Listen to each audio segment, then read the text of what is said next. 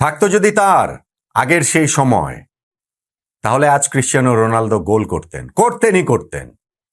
অন্ততপক্ষে 1 গোল করতেন, হয়তো বা 2 গোল করতেন, কিংবা কে জানে হ্যাটট্রিকের জবাব হ্যাটট্রিক দিয়েও হয়তোবা তিনি দিতেন। আমরা কি সেই জিনিস দেখিনি? বছরের পর বছর, মৌসুমের পর মৌসুম, যখন বার্সেলোনায় ছিলেন লিওনেল মেসি, যখন রিয়াল মাদ্রিদে ছিলেন ক্রিশ্চিয়ানো রোনালদো, তাদের সেই তুমুল উত্তুঙ্গ প্রতিদ্বন্দ্বিতার সময় প্রতি সপ্তাহান্তে আমরা সেই দুইজনের দ্বৈরথটা প্রাণ ভরে উপভোগ করিনি? আমরা কি জানতাম না যে রোনালদো আজ 1 গোল দিয়েছেন মানেই মেসি 2 গোল দেবেন, মেসি 2 গোল দিয়েছেন মানে রোনালদো জোড়া গোলে জবাব দেবেন, হ্যাটট্রিকের জবাব হ্যাটট্রিক দিয়ে একজন আরেকজনকে দেবেন? হয়েছে তো অনেকবার, অনেকবার। সেই কারণে বিশ্বকাপে যখন কয়েক ঘন্টা আগে লিওনেল মেসি হ্যাটট্রিকে শুরু করলেন, ওই এক্সপেকটেশনের জায়গাটা ছিল নস্টালজিক ফুটবল ফ্যানদের, যে রোনালদো হয়তোবা সেই জবাবটা দেবেন, গোল তো তিনি দেবেন। কিন্তু পর্তুগালের হয়ে রোনালদোর শুরুটা হলো ভীষণ বিবর্ণভাবে। লিওনেল মেসি সময়টাকে ধরে রেখেছেন, হয়তোবা সময়টাকে রোল ব্যাক করে পেছনে ফিরিয়ে নিয়ে যাচ্ছেন, বয়স যে সামনে এগুচ্ছে সেটা তিনি বুঝতে দিচ্ছেন না। অন্যদিকে ক্রিশ্চিয়ানো রোনালদো, তিনি বোধহয় সময়ের কাছে আত্মসমর্পণই করে ফেলছেন। মেসিকে যেইখানে লাগছে ক্ষুধার্ত আরো একটা বিশ্বকাপ শিরোপার জন্য, রোনালদোকে সেইখানে অকারণে ছোটাছুটি করা, ফুরিয়ে যাওয়া একজন ফুটবলারের চেয়ে বেশি কিছু বিশ্বকাপের প্রথম ম্যাচটাতে অন্তত পক্ষে মনে হয়নি। রোনালদো এখান থেকে ঘুরে দাঁড়াতে পারেন, ফিরে আসতে পারেন। পর্তুগালও যে কঙ্গোর সঙ্গে 1 গোলে ড্র করেছে, সেইখান থেকেও তারা ঘুরে দাঁড়াতে পারে। কিন্তু আর্জেন্টিনার জন্য লিওনেল মেসি যেখানে সলিউশন, পর্তুগালের জন্য ক্রিশ্চিয়ানো রোনালদো কি প্রবলেম হিসেবে নিজেই হাজির হয়ে যাচ্ছেন কিনা, ওই আলোচনাটাও কিন্তু এখন ক্রমশ আরো গতি পাবে কঙ্গোর সঙ্গে পর্তুগাল 1 গোলে ড্র করার পর। দেখেন, মেসি রোনালদোর এই তুলনা আসবে, যারা আমরা মেসি রোনালদোকে দেখেছি, তাদের পিকে দেখেছি, সবসময় এই তুলনার জায়গাটা আসবে। আমি তাই আজকে এই যে পর্তুগালের খেলাটা নিয়ে আলোচনা করার সময়ও মেসির কথাটা বললাম। আমি কমেন্টেটরদের শুনছিলাম যে তারাও আসলে সেটা বলছিলেন, বিভিন্ন এক্সপার্টরা সেটা বলছেন। আমি ওই আরেকটা ভিডিওর একটু আলোচনা প্রসঙ্গে একটু না বললেই নয়, যেটা মেসিকে নিয়ে আমি একটা ভিডিও করেছি, তার ওই যে সম্ভাব্য রেড কার্ড নিয়ে আলজেরিয়ার বিপক্ষে। ওইখানে ভাই আপনারা অনেকে ওরকম রেগে গেলেন কেন, ব্যাপারটা বুঝলাম না। এটা হচ্ছে কি অ্যাবসলিউট একটা ইন্টারপ্রিটেশনের ব্যাপার, ফিফার যে ল রয়েছে সেটার ইন্টারপ্রিটেশন। আমি তো আপনি কোনটা শুনলে খুশি হবেন, বাংলাদেশের মেজরিটি দর্শক কোনটা শুনলে খুশি হবে, সেই অনুযায়ী তো ভাই আমি ব্যাখ্যা দিব না। আমি তো কখনো সেইভাবে কাজ করি না। আমি আমার যেটা ইন্টারপ্রিটেশন, আমি সেই অনুযায়ী কাজ করি। ফলে আপনি কিসে খুশি হবেন সেইটা অনুযায়ী আমি কেন ব্যাখ্যাটা দিব?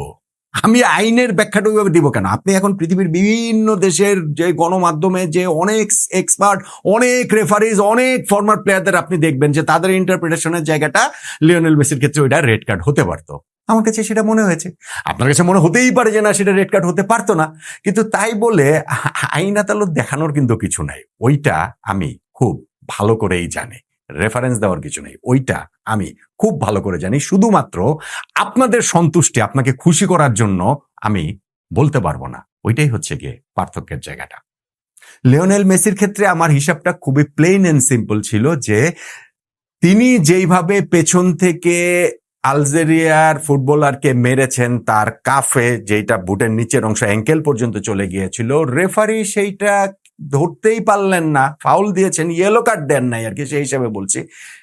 ঠিক আছে, বুঝলাম। কিন্তু ভিএআর তো রেফারিকে আমন্ত্রণ জানাবেন যে মাঠের পাশের মনিটরে গিয়ে ইনসিডেন্টটা আরো একবার চেক করার ক্ষেত্রে, সেইটা যে করে নাই, আমার কাছে মনে হচ্ছে তিনি মেসি বলেই সেই জিনিসটা করানো হয় না। এইটার সাথে কিন্তু আপনারা ওই যে মেসি কত বড় ফুটবলার এবং মেসিকে কত সম্মান দেওয়া উচিত, অতএব এগুলোর সাথে এর কোনো সম্পর্ক নাই। আর লটা আমি জানি, খুব ভালো করে জানি, শুধু আপনার খুশির মতো আসলে আমি বলতে পারবো না, আমি আমার মতো করে ইন্টারপ্রেট করবো। যাই হোক, পর্তুগালের আজকে ম্যাচ নিয়ে বলি। খুবই ডিসঅ্যাপয়েন্টিং, খুবই খুবই ডিসঅ্যাপয়েন্টিং। তারা কঙ্গোর মতো দলের সঙ্গে যখন এক গোলে ড্র করে তখন আসলে বিশ্বকাপ প্রথমবারের মতো তারা শিরোপা জিতবে কেন, এবং ক্রিস্টিয়ানো রোনালদো তাকে কোচ রবার্তো মার্টিনেজ পুরো সময়টা খেলালেন, 90 মিনিটস তিনি খেলালেন। আমি বলছিলাম যে রোনালদো কি আসলে সলিউশন না প্রবলেম হয়ে যাচ্ছেন কিনা। আপনি দেখেন যে ফার্স্ট হাফে মনে হয় পুরো ফার্স্ট হাফে রোনালদো কয়টা টাচ পেয়েছে, হয়তো মানে চান্স ক্রিয়েটের তো কোনো সুযোগই আসলে ওইভাবে হয়নি, হয়তো বা পুরো ফার্স্ট হাফে তিনি হচ্ছে 10-12টা বল টাচ করেছেন, পুরো 90 মিনিটসেই বা কয়টা তিনি করেছেন। আমি ওই রকম ক্লিয়ার কাট অপরচুনিটি বলতে সেকেন্ড হাফে ওই যে কনসেশন আমার পর রাইট সাইড থেকে যখন পর্তুগাল পেনিট্রেট করছিল তখন রোনালদো দুইটা হাফ চান্সের মতো পেয়েছিলেন।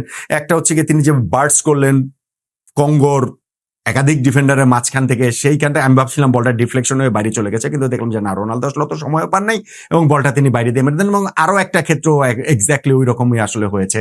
এইটা যদি সেই রোনালদো থাকতো, সেই ফর্মের রোনালদো থাকতো, তাহলে এগুলাকেও আসলে তিনি নেটের পেছনে বাড়ি করতে পারতেন, ওইখানটাতেই তিনি গোল দিয়ে দিতে পারতেন। কিন্তু রোনালদো সেই সেরা সময়টা আসলে পেছনে ফেলে এসেছেন। কোচ এই জায়গাটাতে মার্টিনেজ তার টিম চেঞ্জ করেছে, বের্নার্ডো সিলভাকে সেকেন্ড হাফে তিনি বদলে ফেলেছেন। তিনি এরপরে দেখে গেছি আমি যে ভিটিনোকে চেঞ্জ করে গনজালো রামোসকে নামিয়েছেন, ফরমেশনও চেঞ্জ করেছেন, কনসেসাও নেমেছে, কিন্তু রোনালদোকে পুরোটা সময় জুড়ে খেলেন। হয়তো বা তারও এক্সপেকটেশনের জায়গা ছিল যে কোনো না কোনো ভাবে ক্রিস্টিয়ানো রোনালদো গোলটা এনে দেবে, কিন্তু সেই গোলটা তিনি এনে দিতে পারলেন না। পর্তুগালের ওভারঅল খেলাও কিন্তু খুবই ডিসঅ্যাপয়েন্টিং। রোনালদোকে দিয়ে সেটা সিম্বলাইজ করে পর্তুগাল এই ওয়ার্ল্ড কাপের স্কোয়াড ডেপথ বিবেচনা করলে one of the best squad, if not the best. এবং তারা এই ম্যাচটাতে শুরুতেই 6 মিনিটে তারা এগিয়ে গেছে। জোয়াও নেভেস ব্রিলিয়ান্ট একটা মানে ওই মুভ থেকে তিনি যে হেডটা করেছেন, গোল দিয়ে ছোটখাটো খেলোয়াড় কিন্তু জায়গা মতো ছিলেন, রোনালদোর কাছ থেকে দেখলে মানে গোলটা পেলে ওই পজিশনের জন্য আরো অনেক যথার্থ হতো, কিন্তু ওই যে তিনি গোলটা করে দিলেন। কিন্তু কঙ্গো পিছিয়ে যাওয়ার পর হতোদ্যম হয়নি, বরং তারা হয়তো বা একটু সিটব্যাক করার প্ল্যান ছিল। ম্যাচের শুরুতেই পিছিয়ে পড়ার পর তাদেরকেও কিন্তু অ্যাটাকে উঠতে হয়েছে। ইনফ্যাক্ট তারা ওই ফার্স্ট হাফের শেষ দিকে গিয়ে ভিসা তিনি গোলটা পেয়ে গেলেন একটা ফ্রি হেডার থেকে। ইনফ্যাক্ট 90 মিনিটসের পুরো ম্যাচটাতে কিন্তু এক্সপেক্টেড গোল রেশিও যদি আপনি দেখেন, সেইটা পর্তুগালের যতটা, কঙ্গোর কিন্তু তার চেয়ে বেশি। পর্তুগাল কিন্তু এই প্রথম ম্যাচটা খুবই অ্যালার্মিং বলে আমার কাছে মনে হয়। ভাই এখন বলতে পারেন যে লং ইউরোপিয়ান সিজন গেছে, তাদের প্লেয়াররা টায়ার্ড, এইগুলা আসলে এক্সকিউজ হিসাবেই দেখা এটা সব দলের ক্ষেত্রে এটা সত্যি, সব প্লেয়ারদের ক্ষেত্রেই সত্যি। কিন্তু কঙ্গোর মতো দলের বিপক্ষে যদি পর্তুগাল জিততে না পারে, সেইটা কিন্তু আসলে খুবই খুবই হতাশাজনক, এবং ক্রিস্টিয়ানো রোনালদোর জন্য হতাশাজনক তো বটেই। লিওনেল মেসি সময়টাকে ধরে রেখেছেন, হয়তো বা পুরনো সময়টাতে তিনি নিজেকে ফিরিয়ে নিয়ে যাচ্ছেন, কিন্তু ক্রিস্টিয়ানো রোনালদো সময়ের কাছে আত্মসমর্পণ করেছেন বলে আজকের এই ম্যাচটাতে দেখা গেছে। আমি জানি না গত বিশ্বকাপের মতো ওয়ার্ল্ড কাপ এগুতে এগুতে ক্রিস্টিয়ানো কি ফার্স্ট 11-এ তার জায়গাটা আবার হারান কিনা। যদি ক্রিস্টিয়ানো রোনালদো পর্তুগালের সলিউশন না হয়ে প্রবলেম হন, তাহলে সেই প্রবলেম সলিউশনের জন্য পর্তুগিজ কোচ রবার্তো মার্টিনেজকে তো রোনালদোকে 11 থেকে ড্রপ করার মতো সিদ্ধান্ত নিলেও আমি আসলে অবাক হব না। তবে প্রথম ম্যাচটা পর্তুগাল যেভাবে খেলো সেটা ভীষণ হতাশাজনক, মোটেই ফেভারিটের মতো নয়। এবং এইরকম ভাবে যদি খেলে বা খেলায় যদি খুব সিগনিফিকেন্ট যদি কিছু না হয়, তাহলে প্রথম বিশ্বকাপ শিরোপা ক্রিস্টিয়ানো রোনালদোর জন্য যেমন পর্তুগালের জন্য তেমন অতরাই আসলে থেকে যাবে।